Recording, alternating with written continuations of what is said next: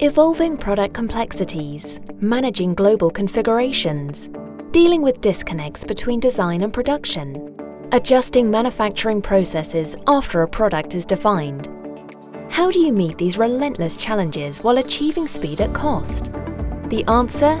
You need to digitally transform your manufacturing approach so you can predict processes and prevent problems. To predict processes, you need to adopt flexible digital solutions for manufacturing on an open, scalable ecosystem. Smart Solutions for Manufacturing from Siemens gives you the visibility and flexibility you need to build complex aircraft faster. Siemens' smart manufacturing approach starts with a model-based manufacturing plan that connects engineering with manufacturing, so design intent is not lost on the shop floor. This approach also leverages simulation and comprehensive digital twins to virtually validate product, process plan, and machines before investing in physical commissioning. It also eliminates costly iterations or changes and enables you to adjust your design, processes, and production lines virtually, so you can accelerate production startup, reduce costs, and gain efficiencies.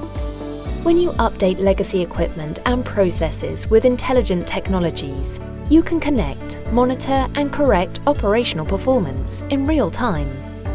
The potential of a digitally mature manufacturing approach is met by integrating automation and quality management in the process. This helps you save time and empowers you to continuously optimize products and processes. The fully connected smart factory of the future delivered by Siemens increases the necessary flexibility and visibility within your manufacturing environment to meet throughput targets and the relentless pace of changing demands.